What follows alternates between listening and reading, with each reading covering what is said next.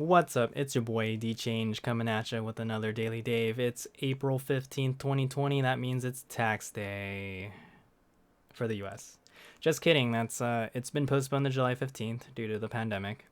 But for a lot of us, the coronavirus stimulus check is coming out or we've already received it.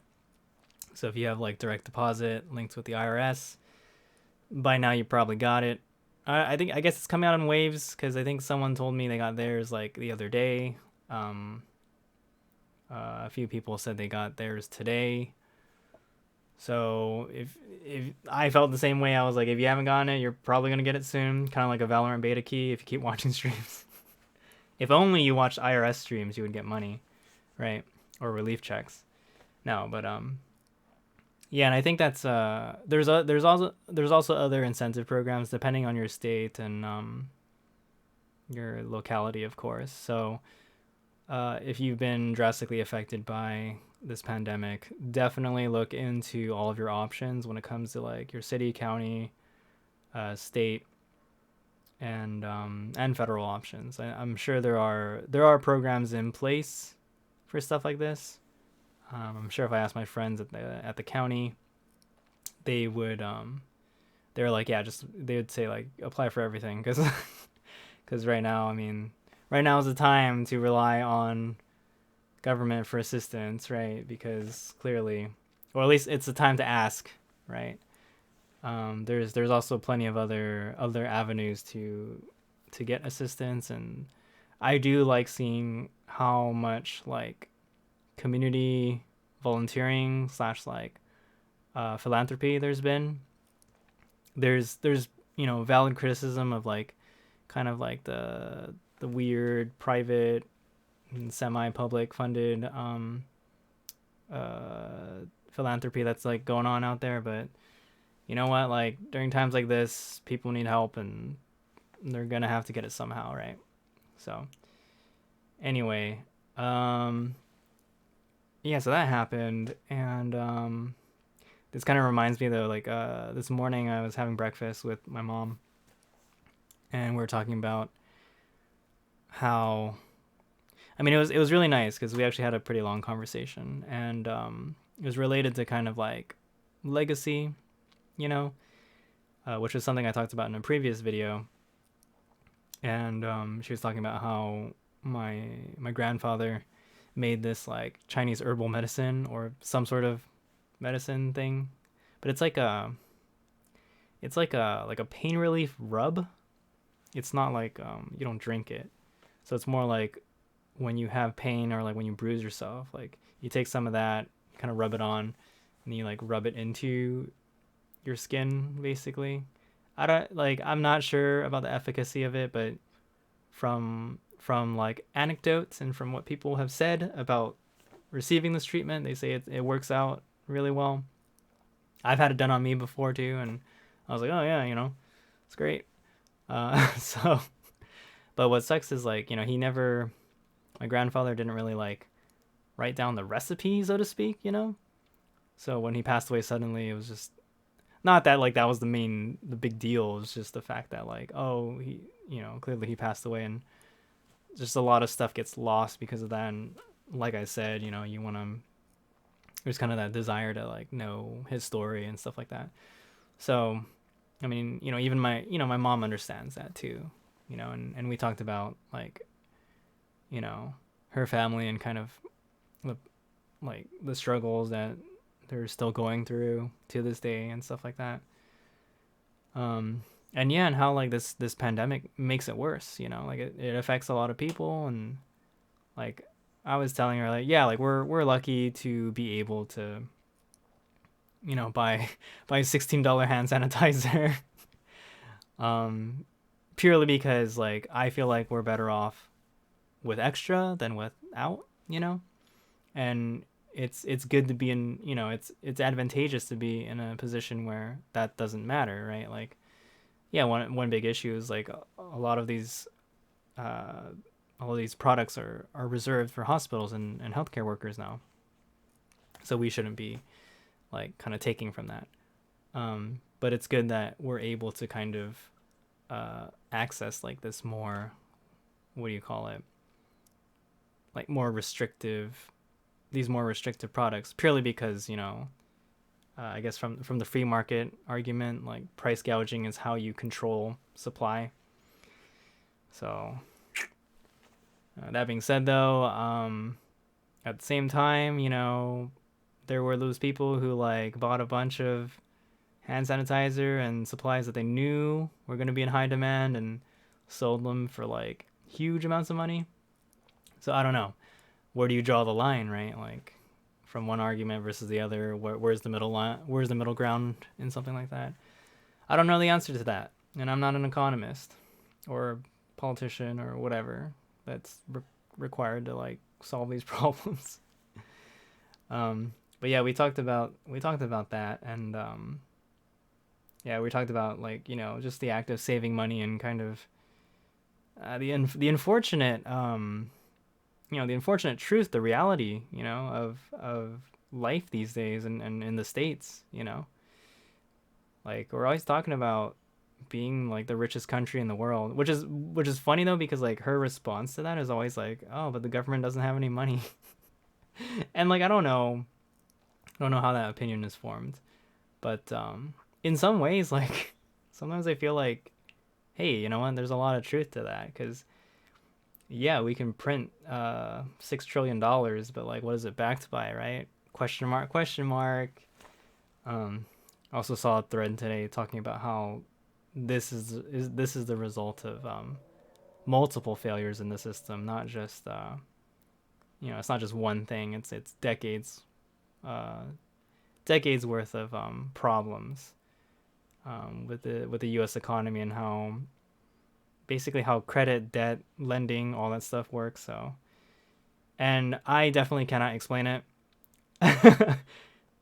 All I feel like saying is like there's multiple problems, there's multiple issues, and it was a lot of I guess there are a lot of good intentions involved, but the results were not so great. So very unfortunate. But because we were talking about stuff like that, and how like like how are people's savings? Do they have savings to get through these times? Does our family have savings, etc.? It just reminded me of a saying that one of my friends told me. He told me, like I didn't even realize this was the saying, but he was saying like, Chinese people use yesterday's money, whereas Americans use tomorrow's money. And I just thought it was really funny because, from a very like surface level, you could definitely see that. You could definitely see it in like I guess like the immigrant population versus the just the people who like are already like live here or born here, etc. Because yeah, for a lot of I feel like for a lot of first generation immigrants, they, especially to the U.S., like they come here, they get a job, they make money, and they're like, oh, like their experiences are probably something like we're leaving like famine, we're leaving basically a worse life for a better life, right? So the idea is, you never know when stuff, you never know when another catastrophe is going to happen. When you have to live through like war or the after effects of war, like that's generally why people will have these, that's why the memes of like hiding your cash in under your mattress like exist, right? It's like people legitimately, grow, they will distrust like institutions such as banks. They will distrust governments. They will distrust military. And any sort of figures that represent that. So it makes a lot of sense, like, though, yeah, and I mean, in this case, it's like, yeah, you can still rely on the banks, and they're generally going to be, even if they go bankrupt, they get propped up. So, but who knows for how long that's going to last, right? That's why you diversify your portfolios. Oh my gosh. But yeah, that saying was really interesting because it did remind me of a conversation I had with a friend, or with a friend back in college, and we were talking about credit cards, and my mom did admit to me, she was like, like the good thing is I knew that. I don't know if it was like the good thing is like we taught this to you, but like she's like, the good thing is I knew that you at least knew how to like handle your money in a certain way, because at least to a certain degree, right? Because she was like, you never asked for like help. You never asked us for, basically, like, you never said, oh, I got a credit card and now I'm in debt and I need help, right? And I'm like, of course, like, it doesn't, to me, it doesn't make sense to spend money I don't have. But this was I had an interesting conversation with a friend who was telling me like, oh, like, yeah, I'm in debt, and it's just because like I can spend it so easily. And I mean, yeah, I wasn't being super sensitive to their situation, because that's the thing, like, I don't know their full story, right? But I was curious. I was like, why would you spend money when you don't? Why would you swipe your credit card when you don't have money in the bank? And they're like, oh, it's just too easy to do it. And you know what? The reality is, it is. It's like a credit card is just like, oh yeah, you paid for something, cool, right? Whereas a debit card will reject you, and if you don't have cash, you can't hand it to someone. You can't give someone something you don't have. But credit is literally a loan from a bank, you know. And that's kind of like it's kind of one of those hard things to, I guess. I don't know if it's like people just don't. I mean, I technically didn't realize it either. To me, it was just like, okay, as long as I have money, like, I knew the basic concept of it, which was like, I spend money on this card, but then every month I gotta move money from my bank to the card bank, to get it taken care of, right? And it was just funny because we were having that conversation like while we're at like a drive-through, and I was like, dude, you gotta stop using your credit card, man. Like, it's not good for you. And then like we ordered something, and I handed my credit card to the person who worked there, and he's like, yeah, you say that as you hand over a credit card, but I was like, dude, it's because I have money in the bank. Like, this is backed by something, you know? So, and yeah, it's just depressing because, you hear about how, I don't know, what is the number now? Like, half of Americans cannot sustain an expense higher than $400 or something like that. Like, it's crazy, dude. And I feel like this pandemic, it's not a good thing, quote unquote, but the silver lining is that this really exposes a lot of problems in our society and how things work. Now, I guess the way people see it is all going to be different, because we have a lot of arguments for and against reopening the economy, and kind of what the process would look like. And I feel like a lot of these arguments are kind of done disingenuously.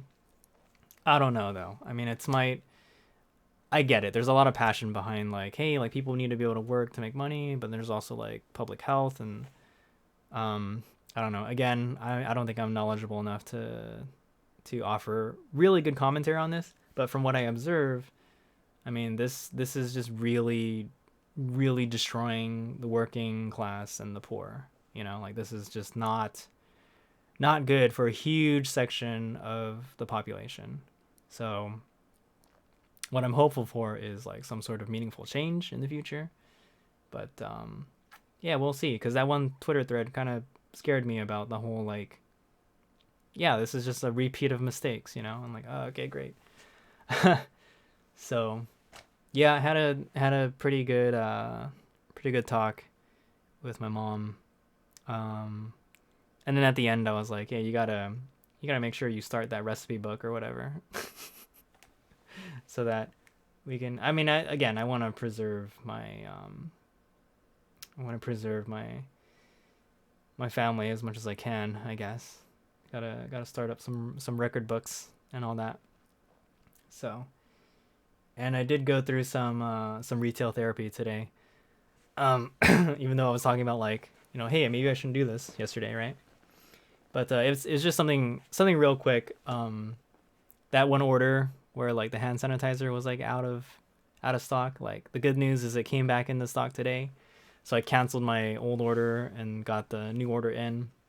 So that's nice. And I also realized that, hey, if we're gonna be spending, this is like week 5 now that we've been doing like work from home, I think. So if we're gonna be doing this we've been doing it for a while already. So I might as well improve the situation, because right now I'm on a laptop and it's like I'm hunched over, my neck hurts and all that. Small screen. So I I looked up some stuff that I need to like put the laptop on a stand, prop it up at a proper like height, get a cable to hook up my laptop to my main monitor, and then get a switch so that I can use my keyboard and mouse on both my personal computer and my work computer. Because yeah, I mean, if the majority, if not all, of my income comes from my job, I might as well spend money to improve that situation, right? It's kind of like when you look into I don't know if they're like Q&As or just I know sometimes people talk about their experiences running businesses or like people who advance in their careers. It's like, oh, what did you do to, like, what would you recommend someone who's young and all that? And they're, you know, a lot of them will say like invest in yourself, you know, because it's like it makes sense to spend money on the things that are most important to you, and that could be stuff like, you know, like your bed, that's where you sleep, your chair, that's where you sit, your tires, those are the those are the things that keep you off the ground, your shoes, that's what, you know, that preserves your leg health or whatever, right? But also, yeah, skills for yourself, um, things that make your work environment easier. You know, like that's in a way that's why offices have the whole like ergonomics and like like office budgets and stuff like that, because employees need to be able to uh, work in optimal conditions, or in optimal conditions they can provide.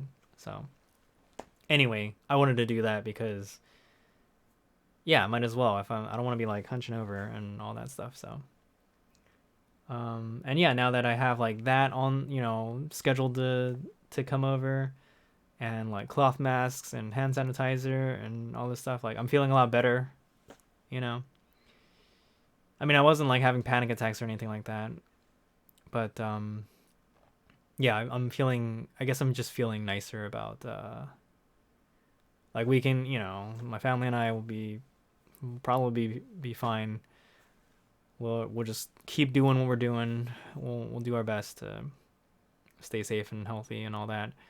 And yeah, just I don't know. It's just nice to have these kind of like insurance policies, so to speak, like extra masks, extra supplies, etc. So yeah, that's what's going on. I hope you guys are all keeping safe and healthy as well. Hope you're doing well, and I hope you're getting all your needs taken care of. Like, you know, sometimes you just gotta do what you gotta do. You know, like it's all right to maybe spend a day watching Netflix all day, or like sitting on the couch or just sleeping. You know, like just do what you gotta do. You know. Alrighty, I'll talk to you in the next one. Peace out, guys.